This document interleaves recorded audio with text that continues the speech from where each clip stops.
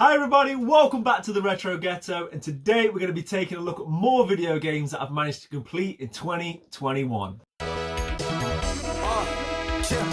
you know about Retro Ghetto, collecting and playing retro. Street Fighter on the Nintendo. I'm a veteran at this, not a pro.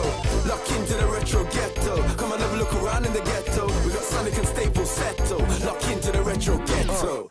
What's up, guys? Gaming Off the Grid here. And you're watching Retro Ghetto. Cheers, everybody. Okay, so the Games Completed series is back. I love making these videos, probably my favourite series on the channel. In recent times, I've been diving in bins and righting the wrongs of a major company, but we're going to be doing what I do best and talking about video games. I'd like to have completed more games this year, but obviously we've moved in house and I've been very, very busy. Time's been somewhat limited. I think we've done 19 thus far, so here's a reminder of what we've done thus far this year. And I've managed to complete, I think, another 8. And I've got a lot to say about quite a few of these games, so we're going to get straight into it. There's a hidden gem in here for sure. And there's a game which might just make its way to the top of the list, so stick around for that. Retro Ghetto. Okay, so the first game that I want to talk about is Halo 2. I played the remastered version for the Xbox One X, and originally this was released in 2004 on the OG Xbox, and it was a sequel to 2001's Halo Combat Evolved, which I played through last year, and I spoke about on one of these videos for the 2020 version. This, as I say, remastered very, very well, very, very beautiful in its visuals, and it was added in 2020, I believe, to the Master Chief edition, which I managed to pick up not long ago. And I'm slowly working my way through the Halo series. As somebody that didn't grow up playing the original Xbox, I'm just going to try and play my way through all of the Halo games, probably play through 1 or 2 a year until I've completed them all. It's sort of standard fare. If you've played a Halo game, you know what you're going to get, right? I'm not a big first-person shooter. It's just not my preferred genre of gaming. But I did enjoy this one. It gave you a lot of variety. There was a lot of different vehicles and ships, and it really did keep you guessing on the gameplay. As I've spoken about before, the game is very beautiful in its visuals. I did actually think at one point they'd run out of budget. I remember playing it and thinking, this isn't as beautiful as it used to be. And then I just realised I was just being a dumbass. You can press a button and it can take you back to the original Xbox visuals. Now, testament to them that I didn't even realise, and I think I played a good few hours in that mode. So yeah, just be aware if you play it. If you think it looks like they ran out of budget, you probably just press the button on the pad. But yeah, I did enjoy it. I enjoyed my time with it. I am going to continue with my Halo journey. The only thing I would say is there was no specific ending with this. It felt very much like one of the series. And, you know, it almost felt like an episode in a box set, if you like. There was certainly no answers given to any questions. So I thought it was good. I thought it was solid, and I'll give it a 7.5. Retro Ghetto. Okay, so the next game I want to talk about is Golden Axe 3. This was only released in Japan in 1993 on the Mega Drive. Much to my surprise, it never got a release then in the PAL territories. Why, I don't know, because Golden Axe 2 was such a big success. It later got released as part of the PlayStation 2 Mega Drive collection, and that's where I played through it. And yeah, I had quite a lot of fun with this one, actually. I think it's better than Golden Axe 2. I know there's a lot of people that have a lot of love for that game. I just think it expanded upon everything. There's a few more characters to play with, and the visuals were a lot nicer. Certainly the backgrounds. If it was on Nintendo, you'd call it Mode 7. So, I mean, what was it the Mega Drive made up back then? Blast processing, right? You can definitely see that blast processing in these backgrounds. It is a very nice looking game of its era. And listen, it's not setting the world alight. It is what it is. It's left to right side scrolling classic beat 'em up action. But there's a lot to it in sense of there's a lot of different movesets here. And because they've expanded upon the roster of characters, I enjoyed playing through with a chap called, I say a chap, I don't think he's human, Kronos. And he basically looks like Panthro from the Thundercats series. And the big thing for me was that this game was a challenge. And I appreciate that it was a challenge because sometimes these kind of beat 'em ups, you can fly through them. I played Legend on the Super Nintendo earlier in the year. It's languishing bottom of my list of ranked games thus far. And I just basically flying kicked my way through the whole game. You will not be able to do that here. This is definitely a challenge. I tried to play through without using save states, and then eventually I caved in and had to use save states to get me through to the end of the game. I know. I don't agree with save states personally, but I was struggling, I'm not gonna lie. Let me know in the comments if you've played through this game, finished it, and you didn't use save states, then, you know, credit to you. You're a better side scroller, beat 'em up guy than I am. But yeah, like I say, I enjoyed my time with the game. I'd recommend it if you're into that kind of thing. I gave it a solid 6. Retro Ghetto. Okay, if you've watched this channel for any amount of time, one video is probably enough. You will know that I'm a huge fan of God of War. Now, the only games that I haven't played through in the series were the PSP releases. And I was determined to change that this year. So the first one that I had to play through was Chains of Olympus. This was released in 2008 on the PlayStation Portable.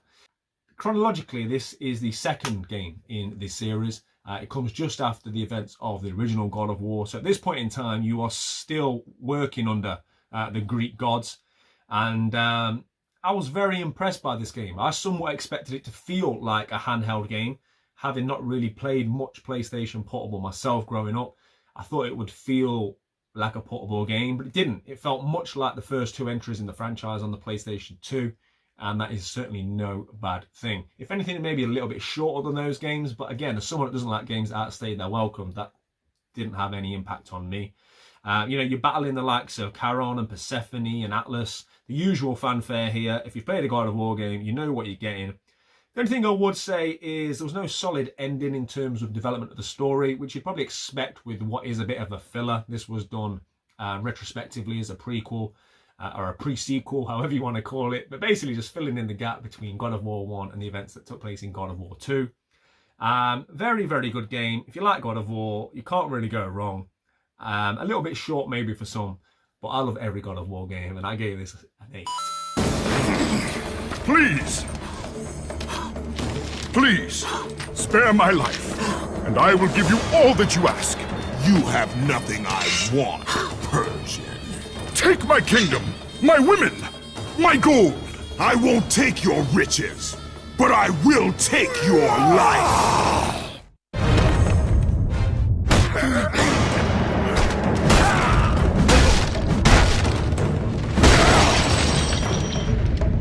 Retro Ghetto. Okay, so next up is Steel Dragon EX on the PlayStation 2. This is a classic shmup. It's a sequel to the arcade game of 2003. This came out. And basically, it's a 2D shmup. I love the visuals. I wish more games had stuck to a 2D plane back then. I love 2D games on this era of consoles, such as the PlayStation 2. The only thing I would say about this game is, whilst it's nothing revolutionary, it is good fun, but it's very easy. I expect a certain level of difficulty with shmups. Normally I struggle to finish them, but this, I played it at first on easy mode, because as I say, normally I still find it a challenge. And then I played it on medium, and I flew through it both times. I don't know if I died on the first time. It's a good game, but I think if you're going to buy this, the value in this is in the original game, because it also comes with Steel Dragon, or I think it was called Shenryu. I have to brush up on my Japanese. But that was released on the Sega Saturn and an arcade port. But yeah, nothing groundbreaking here. But if you like your shmups, it's quite a cheap one to pick up on the PlayStation 2. So I definitely would advise doing that. I think this was like 12 quid at CEX. Yeah, again, visually very nice. The replayability is probably in the other version that I haven't finished yet. And I gave Steel Dragon EX a 6 out of 10. Retro Ghetto. Okay, so up next we've got what I would consider to be a hidden gem. I certainly didn't hear much about this game at its release or since. I've not really heard anybody talking about this game or bigging it up, so to speak, as I'm about to do. And that is Rise, Son of Rome. I only picked this up because I'm a huge fan of mythology and ancient Rome and things like that. And I just thought I'd give it a go. I really didn't expect much, which is sometimes the best way to go into a video game, with that mentality of not expecting too much. And I really, really enjoyed this game. It was like £4 or £3, I think it is now at CEX, and you can't go wrong. This feels like a AAA game. The visuals are very, very impressive. And if you like films like Russell Crowe's Gladiator, you will enjoy this. This story is very similar to that. Once you get over the fact that the voice acting is very English and it's not, there's not much Roman, shall we say, about the accent or anything like that. Once you get over that, I really, really enjoyed it. There's quite a lot of quick time events with this one. So you'll be fighting hordes of enemies and then you have to sort of press the buttons at the right time. It did get a little bit tedious, but I didn't mind it as such. And the storyline was enough to keep you going here. And the last 2 chapters in particular were very, very interesting. As I say, this came out in 2013, but I'd say it feels a lot more modern than that. As I say, visually, it's held up really, really well. It didn't sell that well, sort of about 400,000 units, I think. But yeah, I just can't speak highly of this one enough. If you think that you might enjoy this kind of game, don't be put off by the fact that people don't speak highly of it, because yeah, I think for £3 at CEX, you can't go wrong. I'd say it's a hidden gem. Let me know in the comments if you've also played through it and enjoyed it. Rise, Son of Rome. I gave it a solid 8.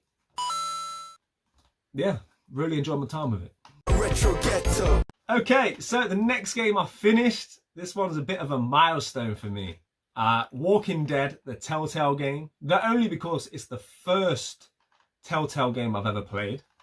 It's the first sort of point and click, if you like, that I've played in a long, long time, since Broken Sword back on the OG PlayStation 1. Sorry, Marcus at Dad Lads Gaming. It's been a while. And not even that, but the fact that I played through it with the Mrs. Retro Ghetto, I just thought it was the sort of game that we could share together, and she really enjoyed it as well. Testament to this game that we're still together, because we tried to play, is it Overcooked? Something like that. And let me tell you, we didn't get far, and I'm lucky I don't live on my own in a flat somewhere right now, because we argued a lot trying to cook meals. I've learned that, you know, leave her alone when she's in the kitchen in real life, right? But yeah, we really enjoyed this. I think I was a bit more harsh than she was. I think I chose to kill or leave a few more people to die than she would have liked. But yeah, what I would say is it's very PlayStation 3. Some of the controls and the camera can be quite annoying. But I think there has been a remaster since on the PlayStation 4, so that might be the way to go. The reason I picked this one up is because I bought the collector's edition. It's a beautiful edition. And I just really wanted to get my money's worth, so I was determined to play through the game. I don't like the main protagonist. I don't like the character you control. I think he was a wet blanket. I didn't like anything about him. So that was my problem with my worst thing with this game, was the guy you have to play as. I had no affinity towards him whatsoever. And if I could have chosen to end it with him sooner, I would have made that choice. But yeah, solid game. I know it's got a big cult following. I know a lot of people really enjoy these games. I enjoyed it enough that I will play the sequel to this at some point. And again, I'll play through it with Mrs. Retro Ghetto, and hopefully our relationship survives that as well. But yeah, Walking Dead, Telltale series, I gave it a 7. Retro Ghetto. Okay, so this next game is the first game I played in the series. It's one of those series that I've had my eye on for some time. I just never quite got around to it. And that is 2018's Far Cry 5. Now, I know what you're thinking. Far Cry 3 is better.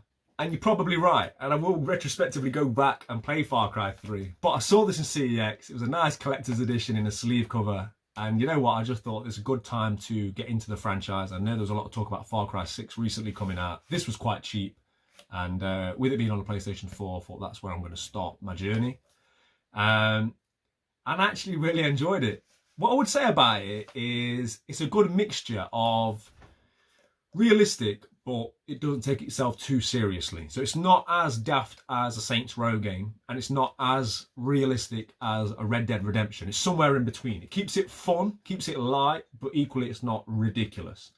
The story left quite a bit to be desired for me. There were elements of it that I found quite boring. The game's broken up into 3 chapters, sort of 3 sectors of the map you have to work your way through, and each one has like a sub-boss that you eventually get to defeat.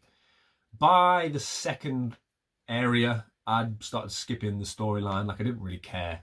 What kept me going with this was the gameplay. It's very, very fun. You've got this big open world to do with what you want. I would say that the open world is quite samey, if that's a word. It's not as diverse as, let's say, like a Red Dead Redemption 2. They don't have as much. You don't go from like arid, dry landscapes to snowy mountains. It's all very similar, but there is a lot to do here. There's a lot of side quests. And I did really enjoy my time with it. As I say, the storyline left a bit to be desired for me.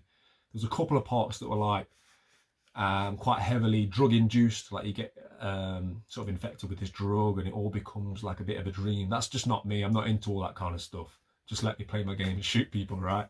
The only other thing I'd say about this game is I didn't enjoy the driving of the vehicles. Because it keeps you in first-person mode, it can be quite difficult. Take some time to get used to driving vehicles, whether it be helicopters, aeroplanes, or just cars. It doesn't feel in tune. It certainly takes some time to get used to. Having said all that, I did enjoy my time with it, as I say, and I will be playing more of the franchise. I gave it a 7.5. Retro Ghetto. Okay, so the final game I want to talk about, and you knew it was coming, the final God of War game in the series that I had to play. And again, I'll show you the box, and that is Ghost of Sparta. This came 2 years after Chains of Olympus, so it came out in 2010. And wow, genuinely blown away. What a game this is. As you all know, I'm a massive fan of the franchise, but believe me when I tell you, it is one of the best entries on the series. I couldn't believe it. Like, why has no one been telling me? I've always been banging on about, the latest God of War and God of War 3. And yeah, I just can't believe how good this game was. Chronologically, it's the 4th game in the series. And your journey sets Kratos on a venture to the domain of death, where he has to find his presumed dead brother, Deimos. And eventually you team up with Deimos and you defeat the god of death, Thanatos. This was widely regarded as being one of the best looking games on the PSP. And let me tell you, it's good enough to be its own fully fledged entry into the series. This has not only become one of my favourite God of War games, but one of my favourite games. I absolutely fell in love with this game and I'd happily play it again now. If you've played this game, let me know in the comments. It just took everything that the first PSP entry did and just made it even better. Visuals are better, there was more weapons, more choice, more magic, more enemies, better storyline. And yeah, it just felt like God of War 1, 2, 3. It felt like a mainline entry in the series. And I don't know how it's taken me this long to play it. But yeah, let me tell you, God of War, Ghost of Sparta, I gave it a solid 9. It's right up there with the favourite games that I've played this year. If you haven't played it, do yourselves a favour, get involved. Retro Ghetto. Okay, so that's it. That's all the games that I've managed to complete since the last one. So I think if we tot it up, I'm on about, what, 27, 28 games. And there's the standings, so you can see where I'm at this year. One of the reasons I love doing these videos is it sort of keeps abreast for me of what I've been playing or not playing. So I was looking through this list of games I spoke about today and I was thinking, man, I've not played anything on the Super Nintendo. So it's time for me to get the SNES back out, I think, and finish some games on there. I have been playing games, it's just that not all games have a completed point as such, right? You just play them to enjoy them. And also, some games I play and I enjoy for the most part, but I don't feel the need to continue right through to the end just because I put a few hours in. I don't need to put the 20 in just to tick the box to say it's finished. So yeah, these are the ones that I got finished. And yeah, I think there's quite a bit of variety here. And I like these kind of videos because it gets, it lets people know the sort of the games that I've been playing and lets a bit of an insight into your soul, right? As to what games you enjoy and things like that. So I really enjoy making these videos. Hopefully I'll have enough time to play some more games this year and we'll be able to get another episode out and then we'll be able to do my favourite games of the year definitively. So yeah, hopefully. Until then, play your games, keep it retro. See you all on the next one. Retro Ghetto.